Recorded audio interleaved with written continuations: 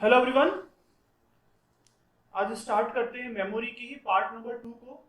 Part number 1 में हमने memory का classification chart plus primary memory को कवर किया था।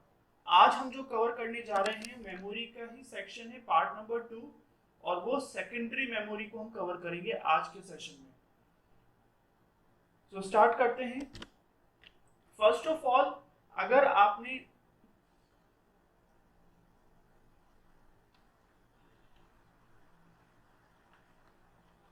First of all as you all know कि हमने लेक्चर नंबर 1 में सीपीयू और माइक्रो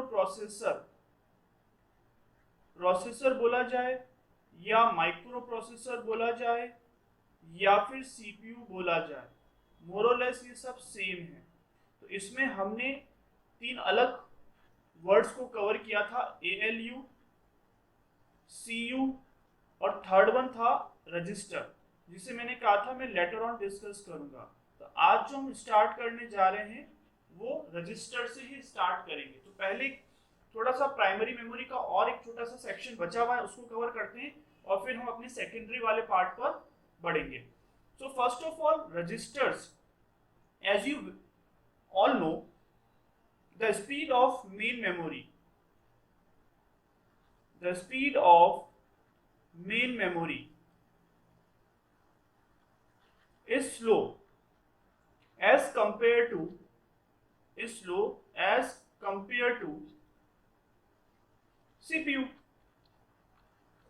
बिकॉज क्योंकि मेमोरी को जब हमने डिफाइन किया था तो मेमोरी का तो एक अलग ही एरिया है, जहां पे मैंने अप और डाउन एरो करके बताया था। तो वहां पर तो मेमोरी कंपैरेटिवली दूर है, क्योंकि अगर कोई भी चीज अगर मुझे एग्जीक्यूट करनी है तो मेन मेमोरी के पास जब जाएंगे तो टाइम ज्यादा लगेगा। लेकिन जब कोई चीज सीपीयू में ही रखी हुई है लाइक रजिस्टर, तो इसकी जो प्रोसेसिंग स्पीड होगी या रेट ऑफ इंफॉर्मेशन ट्रांसफर होगा वो कंपैरेटिवली तेज होगा। सो इसको हम आगे कंटिन्यू करके लिख सकते हैं। So in order to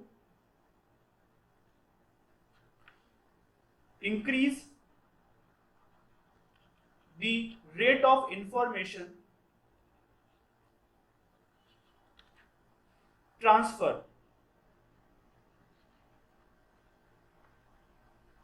the computer use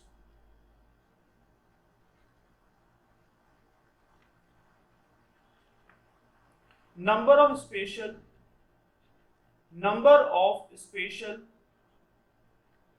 memory unit. तो रजिस्टर क्या है? एक मेमोरी यूनिट है। इट मींस एक मेमोरी स्टोरेज डिवाइस है, जिसे हम स्टोरेज डिवाइस भी कहते हैं, स्टोरेज डिवाइस।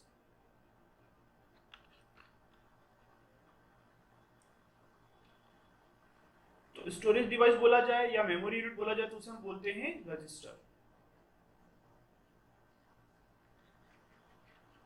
तो जिस तरीके से एक रैम होती है, जिस तरीके से एक रोम होती है, उसी तरीके से एक मेमोरी यूनिट क्या है? Register.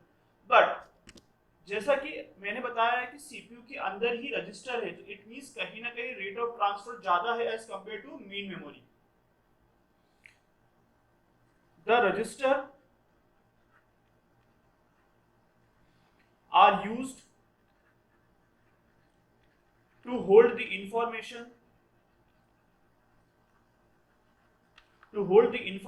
On.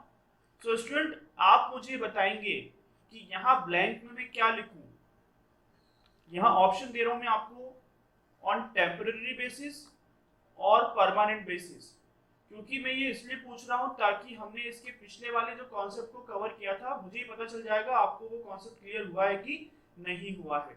So the register are used to hold the information on which basis, temporary basis और permanent basis, and are part of CPU. तो ये भी एक बड़ा इंपॉर्टेंट क्वेश्चन है कि रजिस्टर किसका पार्ट है, तो आर पार्ट ऑफ सीपीयू। तो प्लीज मुझे कमेंट बॉक्स में जरूर मेंशन करें कि यहाँ पर मैं टेम्पररी लिखूं कि परमानेंट लिखूं।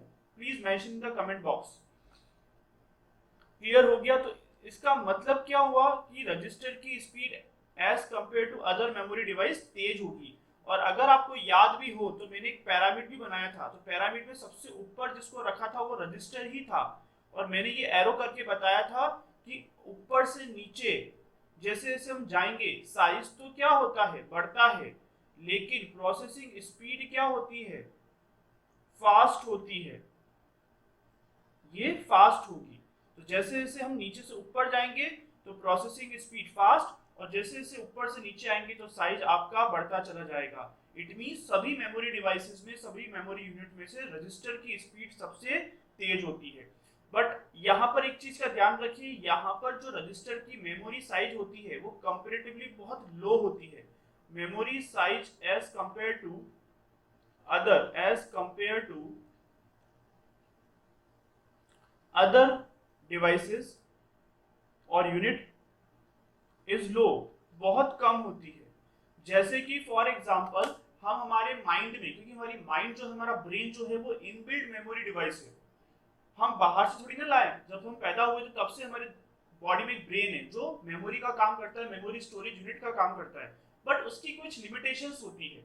उसी तरीके से मेमोरी के जब हम सिस्टम परचेज करते हैं तो कुछ इनबिल्ट मेमोरी होती है, तो इनबिल्ट मेमोरी में ही रजिस्टर होता है जो टेम्पररी किसी इंफॉर्मेशन को होल्ड करने के लिए काम करता है। तो इसको हम और भी इस तरीके से लिख सकते हैं, used to hold the information or data, the data and information on temporary basis. So I think ये पूरा कॉन्सेप्ट आपको क्लियर हो चुका है। तो डायरेक्टली आप लोगों के एग्जाम्स में ये क्वेश्चन पूछ सकते हैं कि what is register, explain in detail. तो अगर वो 5 मार्क्स तक, क्योंकि चैप्टर अगर ये इंडिविजुअल पूछा जाएगा तो 5 मार्क्स तक के क्वेश्चन पूछ सकते हैं, लेकिन अगर पूरा ही 20 नंबर का क्वेश्चन आ जाए तो पूरा रजिस्टर या फिर मेमोरी जब पूछा जाएगा तो मेमोरी में आपको रजिस्टर को भी डिफाइन करना होता है। Now is it clear to everyone? चलिए आगे बढ़ते हैं। कुछ भी अगर डाउट हो आप जरूर कमेंट बॉक्स में मुझे मेंशन करें। तो अब हम सेकंड जो पार्ट डिस्कस करने जा रहे हैं वो रहेगा आपका सेकेंडरी डिवाइस।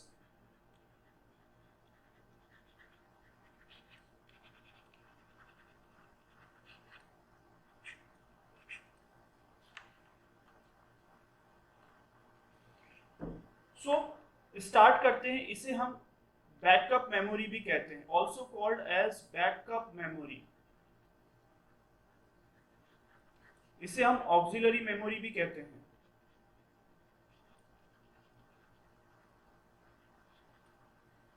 इसे हम एक्सटर्नल मेमोरी भी कहते हैं। ये सब इसी के नाम है। देखिए प्राइमरी और सेकेंडरी में जो सबसे बड़ा डिफरेंस है वो मैंने आपको फर्स्ट लेक्चर में डिफाइन किया था कि जब भी हम प्राइमरी से सेकेंडरी की तरफ आएंगे तो यहाँ पर जो चेंजेस होंगे एक तो वो स्पीड में होंगे। Speed as such from primary to secondary में क्या होगी, कम होगी, लेकिन स्टोरेज साइज कैसा होगा, ज्यादा होगा। तो प्राइमरी से सेकेंडरी में केवल एक ही चीज का डिफरेंस है, वो जो डिफरेंस है वो है स्पीड और साइज का। तो जैसे जैसे हम सेकेंडरी मेमोरी की तरफ जाएंगे आपकी साइज बढ़ती चली जाएगी। नेक्स्ट वन, तो इसे हम बैकअप मेमोरी भी कह रहे हैं, ऑक्सिलरी मेमोरी भी कह रहे हैं और एक्सटर्नल मेमोरी भी कहते हैं। ये एक नॉन वॉलेटाइल मेमोरी है। अब मुझे एक चीज बताओ, इसका एग्जांपल अगर मैं लिखूं कि सेकेंडरी मेमोरी कौन सी है, तो देखो सबसे सिंपल सी बात है, आप जो भी एक्सटर्नल स्टोरेज डिवाइस यूज करते हो अपनी कंप्यूटर में, अपने लैपटॉप में डेटा स्टोर करने के लिए, बाहर से जो स्टोर कर रहे हो, मतलब मान लेते हैं आपने एक हार्ड डिस्क परचेज करी, तो आपके सिस्टम में तो पहले 500 जीबी की थी ही, लेकिन आपके सिस्टम की और रिक्वायरमेंट है तो आपको 500 जीबी की हार्ड डिस्क लाओगे, तो वो जो एक्सटर्नल लाए उसे हम सेकेंडरी मेमोरी कहते हैं। तो जैसे एग्जांपल के तौर पर अगर लिखना चाहो तो हार्ड डिस्क, आप यूज करते हो पेन ड्राइव, तो ये दोनों एग्जांपल जो हैं वो किसके हैं, सेकेंडरी मेमोरी के हैं। अब मुझे एक चीज बताओ, इसे हम नॉन वॉलेटाइल क्यों कह रहे हैं, क्योंकि इन केस अगर आपने पेन ड्राइव को इंसर्ट किया यूएसबी पोर्ट के अंदर और आप कोई मूवी देखना चाह रहे हो, in case power cut off हो जाता है तो क्या मूवी डिलीट हो जाएगी, रिमूव हो जाएगी, नहीं होगी। तो इट मींस ये होता है नॉन वॉलेटाइल। वॉलेटाइल में मैंने क्या बताया था कि पावर ऑफ डेटा रिमूव, लेकिन in case of non volatile data is not removed when power of या पावर कट। तो ये तो आपको पता ही है, पेन ड्राइव में पड़ा हुआ डेटा कभी भी रिमूव नहीं होता पावर कट होने पर। ओके, और सबसे important, data is permanently stored, data is permanently stored in secondary memory. सबको समझ में आ रहा है? और प्राइमरी में, सॉरी, सेकेंडरी मेमोरी का यूज क्या है? ये एक स्टोरेज डिवाइस है, तो इसको हम फीचर के तौर पर लिख सकते हैं, it is used for storage. And computer run without और विद, ये आपको आंसर देना है, दी सेकेंडरी मेमोरी। तो ये क्वेश्चन का आंसर आप कमेंट बॉक्स में जरूर मेंशन करें। स्टूडेंट, मैं जो क्वेश्चन पूछ रहा हूँ प्लीज उसको, कुछ क्वेश्चंस को आप कमेंट बॉक्स में मेंशन जरूर करें। कोई भी क्वेश्चन सा डाउट आ रहा है मुझसे पूछें, व्हाट्सअप कर दें, मैं आपको सारे डाउट्स क्लियर कर सकता हूँ। ठीक है, तो कंप्यूटर, ये आपको आंसर देना है कि यहाँ पर मैं विदाउट लिखूंगा या विथ लिखूंगा। मतलब ये क्वेश्चन क्या कहना चाह रहा है कि अगर कंप्यूटर में सेकेंडरी मेमोरी होगी या नहीं होगी, उसके बावजूद भी सिस्टम चलता रहेगा। तो आपको आंसर देना है विथ और विदाउट में, तो please mention in the comment box. Okay, अब हम जब बात करते हैं सेकेंडरी मेमोरी की, तो सेकेंडरी मेमोरी को हमने लेक्चर नंबर 1 में क्लासिफाई किया था मैग्नेटिक में और ऑप्टिकल में। सी स्टूडेंट्स, मैग्नेटिक के क्वेश्चन अब बिल्कुल आउटडेटेड हो गए, क्योंकि अब टेक्नोलॉजी ही आउटडेटेड हो चुकी है। तो हम मेनली ऑप्टिकल को कवर करेंगे, लेकिन मैग्नेटिक के हम नाम जरूर समझ लो कौन कौन से होते हैं। मैग्नेटिक का मतलब होता है यूज्ड टू एग्जीक्यूट और run data with the help of magnet। मतलब इस तरह के डिवाइसेस में एक मैग्नेट लगी होती है और मैग्नेट के ऊपर एक निडल लगी होती है। अगर आप लोगों ने ग्रामोफोन देखा हो, 3 इडियट्स मूवी में, जब वो डीन अपनी शेविंग बना रहे होते हैं तो ग्रामोफोन एक गाना सुन रहे होते हैं, तो वो ग्रामोफोन तो एक निडल होती है, वो घूमती रहती है, तो डेटा भी रीड होना शुरू हो जाता है। वो निडल अगर रुक गई तो आपका म्यूजिक भी रुक जाता है। तो उस तरह की निडल यूज होती है, और निडल मैग्नेट को अट्रैक्ट करती है। मतलब मैग्नेट और वो जो, आपको समझ में आता ही है, मैग्नेट लोहा दोनों अट्रैक्ट करते हैं एक दूसरे को।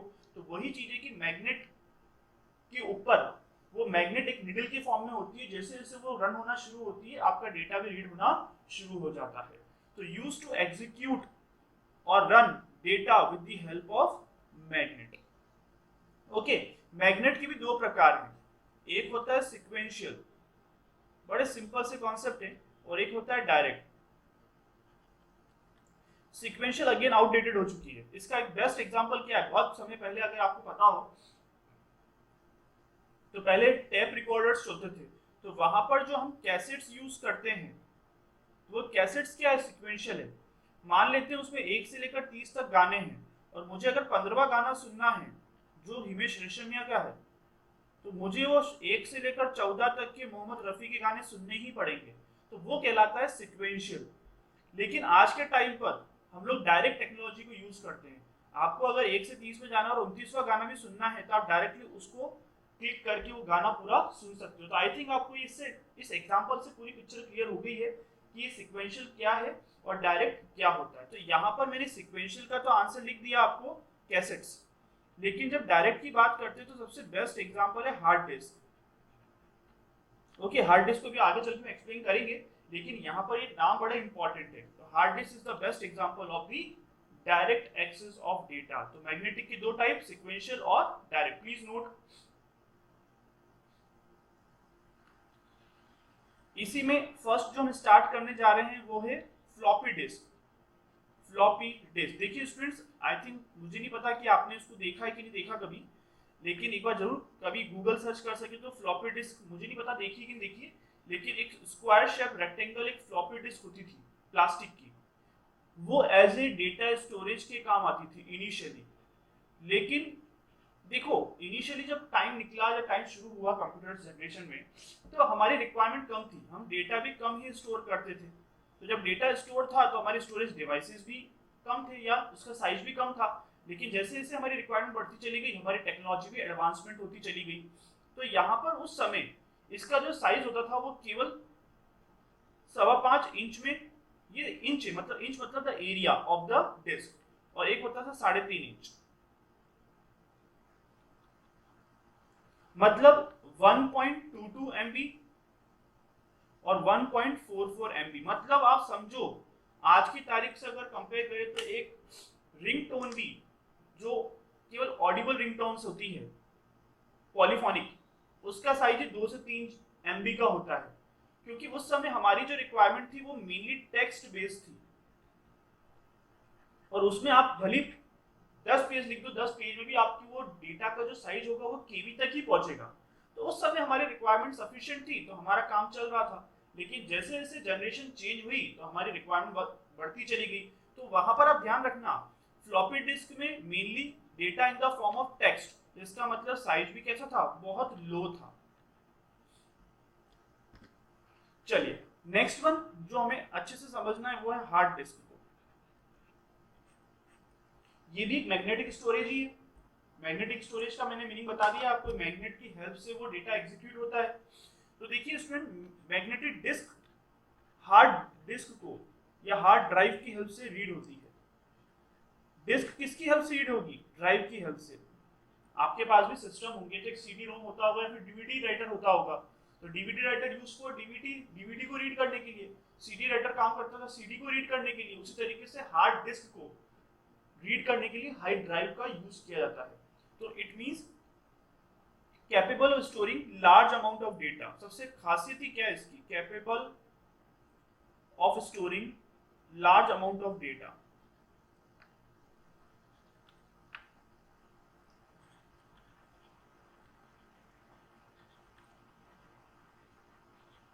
आपके सिस्टम में जो सी ड्राइव होती है वो मेनली हार्ड डिस्क होती है, तो उसका साइज सबसे ज्यादा होता है क्योंकि सारे प्रोग्राम सॉफ्टवेयर वहीं पे जाके स्टोर होते हैं। तो hard capable of storing large amount of data.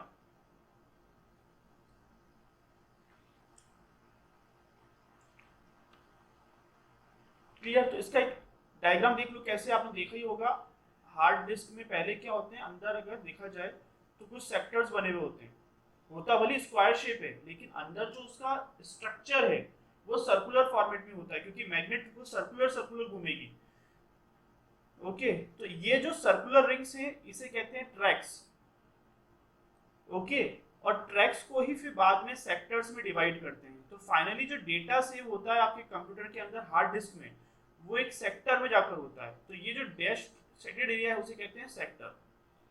जैसे आरसी व्यास पूरी कॉलोनी है, उसमें ट्रैक्स बना दी, मतलब सेक्टर 8, 9, 10। बट किसी को अगर ढूंढने जाना है तो 8, 9, 10 में कहाँ ढूंढने जाऊंगा, तो एक पर्टिकुलर सेक्टर हो जाता है कि 8 का ब्लॉक ए है कि बी है। तो उसी तरीके से हार्ड डिस्क भी पहले ट्रैक्स में और ट्रैक्स के बाद सेक्टर में डिवाइड होती है, और फाइनली जो डेटा स्टोर होता है वो सेक्टर में ही होता है।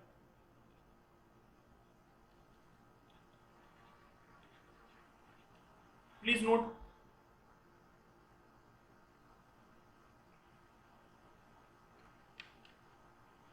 सो यूजिंग दी रीड और राइट, इसमें रीड भी हो सकता है और राइट भी हो सकता है, बिल्कुल होगा। Read write head arms. Head arms किसको बोलते हैं, जो वो रोटेटिंग एक मेटेलिक निडल होती है जो गोल गोल घूमती है और डेटा को एग्जीक्यूट करने में, डेटा को रन करने में हेल्प करती है। तो using the read write head arms, उसे हेड आर्म्स बोलते हैं। Head arms for data store, retrieve and updated. तभी तो इसको बोला है रीड और राइट। डेटा रीड भी हो सकता है और अपडेट भी हो सकता है। Clear all of you? Hard disk की जो स्पीड होती है, स्पीड मेजर की जाती है आरपीएम में। स्पीड मेजर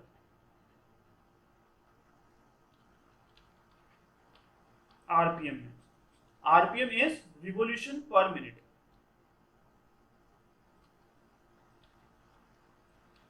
मतलब जितना तेज उसका हेड आर्म होगा उतना ही जल्दी डेटा आपके सामने आ जाएगा। कभी कभार देखा होगा आपने कि डेटा को रन करने में या फैच करने में या शो करने में टाइम लगता है। तो टाइम क्यों लग रहा है, क्योंकि उसका आरपीएम कम है, रिवॉल्यूशन पर मिनट। जितना ज्यादा आरपीएम होगा उतना ही जल्दी आपके सामने आपका डेटा आ जाएगा। तो it indicates the access time, it indicates the access time, data access time is based on the RPM. Now is it clear to everyone? चलिए आगे बढ़ते हैं। नेक्स्ट वन इज CD, नाम सुना हुआ है बचपन से, जिसे हम कहते हैं कॉम्पैक्ट डिस्क। वैसे इसका इन्वेंशन अराउंड 1982 में किया गया था, और इसका जो स्टैंडर्ड साइज आता है वो 700 MB आता है। ओके, और इसी को अगर हम डिफाइन करें तो CD drive is used for text, हम टेक्स्ट भी स्टोर कर सकते हैं, आप वीडियो स्टोर कर सकते हो, आप ग्राफिक्स स्टोर कर सकते हो, इमेजेस हो गई, वो सारी चीजें, मतलब मल्टीमीडिया है एक तरीके से। स्टूडेंट, मल्टीमीडिया कंप्यूटर में वो वर्ड होता है जहां पर हम सारे टेक्नोलॉजी को, सारे फॉर्मेट्स को हम यूज कर सकते हैं, उसे मल्टीमीडिया कहते हैं। आज की तारीख में आप मल्टीमीडिया फोन लेते हो तो आप गाने भी सुन रहे हो, मूवी भी देख सकते हो, इसलिए इसको मल्टीमीडिया स्टोरेज बोलते हैं।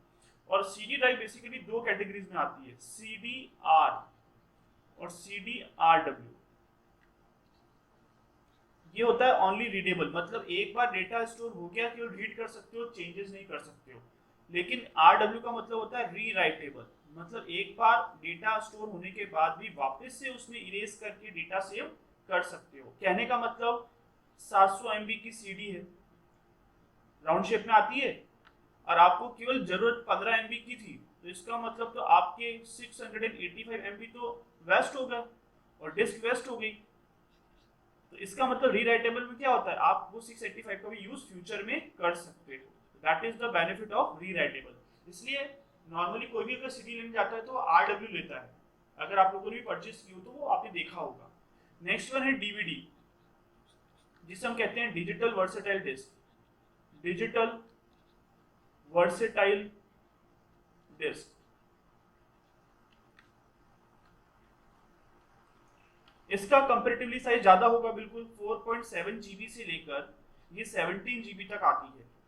देखिए, इनिशियली फ्लॉपी डिस्क से बात की थी, फ्लॉपी डिस्क का तो 1.44, फिर हम आए 700 MB पर, और फिर हम आए 4.7 GB पर। तो मैंने आपको इनिशियली कहा था प्राइमरी से सेकेंडरी में सबसे इंपॉर्टेंट जो डिफरेंस है वो क्या है, उसका मेमोरी साइज होता है।